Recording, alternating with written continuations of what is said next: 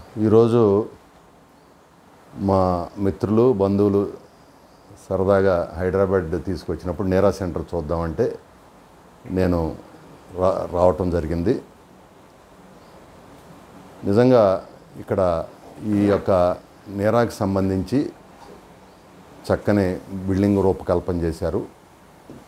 అదేవిధంగా గతంలో ఏదైతే తాటి చెట్టు నుంచి అనేక ఉత్పత్తులు వచ్చాయి, వాడుకునేవాళ్ళు పూర్వీకులు. తాటితో సంబంధం ఉండేది ఎక్కువగా, ఎందుకంటే తాటి చెట్టు అనేది కల్పవృక్షం లాంటిది.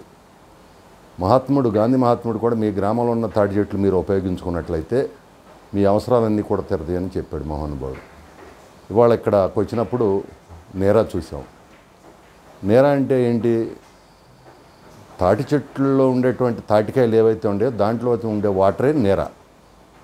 కానీ ఇవాళ ప్రకృతిలో వచ్చేటువంటి ప్రతి పండు కూడా కెమికల్ ట్రీట్మెంట్తో వస్తూ ఉంది, కాలుష్యంతో వస్తూ ఉన్నాయి, పురుగు మందులతో వస్తూ ఉన్నాయి. కానీ ఒక్క తాటి చెట్టు నుంచి వచ్చేటువంటి ఏదైతే తాటి ముంజ ఉందో కల్తీ లేనిది అది ఒక్కటే. దాన్నే ఈ రోజున నేరా రూపంలో ఇక్కడ తీసుకురావటం జరిగింది. ఈ నేరా అనే దాన్ని మొట్టమొదటిసారిగా మహానుభావుడు అన్న నందమూరి తారక రామారావు గారు, మరి ఆయన ముందుగానే ఊహించారేమో, రంపచోడవరం దగ్గర పందిరిమావిడిలో తాటి రీసెర్చ్ సెంటర్ని ఆయన పెట్టారు. ఆయన దూరదృష్టికి నిజంగా కూడా ఇవాళ మేమందరం కూడా చాలా ఆనందపడుతున్నాం, సంతోషపడుతున్నాం.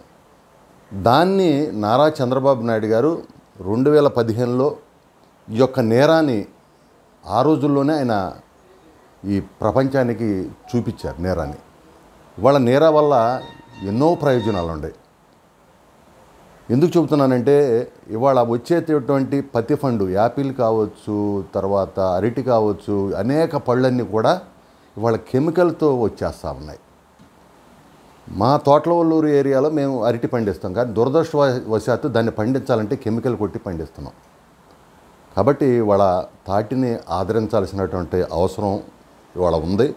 ఎందుకంటే ఈ నేరా వల్ల డైరెక్ట్గా క్యాన్సర్ రాకుండా కాపాడుతుంది, రోగ నిరోధక శక్తిని పెంచుతూ ఉంది, కిడ్నీలో స్టోన్స్ ఉంటే పోతూ ఉన్నాయి, ఊపిరితిత్తుల్ని చాలా ఫ్రెష్ చేస్తూ ఉంటుంది.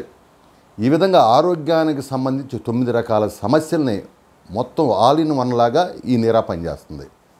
ఇంకా పోతే దీని నుంచి నేరా తర్వాత వచ్చేటువంటి ఉత్పత్తులు ఏవైతే ఉంటాయో తాటి బెల్లం కావచ్చు, అదేవిధంగా తాటి జ్యూస్ కావచ్చు, ఇవన్నీ కూడా ఇవాళ మానవ ప్రపంచం అంతా కూడా కల్తీలో ఉండేటువంటి ఈ సమయంలో తాటి బెల్లం వాడాల్సినటువంటి అవసరం ఉంది, తాటి ఉత్పత్తులను వాడాల్సినటువంటి అవసరం ఉంది.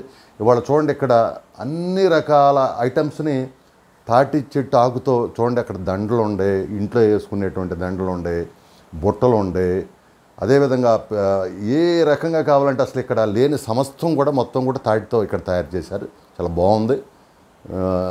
మేము కూడా ఒక గౌడ కార్పొరేషన్, ఆంధ్రప్రదేశ్ గౌడ కార్పొరేషన్ చైర్మన్గా ఖచ్చితంగా చంద్రబాబు నాయుడు గారు ఆనాడు మహానుభావుడు ఎన్టీ రామారావు గారికి దీనికి ఈ యొక్క హార్టికల్చర్ యూనివర్సిటీ కింద ఒక 100 ఎకరాలు పొలం ఇచ్చి అక్కడ రీసెర్చ్ సెంటర్ పెట్టారు. దాన్ని చంద్రబాబు నాయుడు గారు అభివృద్ధి చేసుకుంటూ వచ్చారు.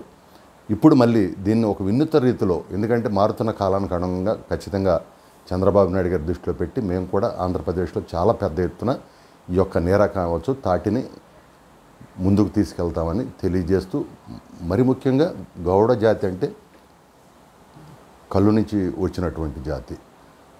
ఎవరు ఎంత పెద్ద ఐఏఎస్ కావచ్చు, ఐపీఎస్ కావచ్చు, పెద్ద బ్యాంక్ మేనేజర్ కావచ్చు, ఒకనాడు ఆ కుటుంబం ఖచ్చితంగా కళ్ళు గీసినటువంటి కుటుంబాలే అయి ఉంటాయి.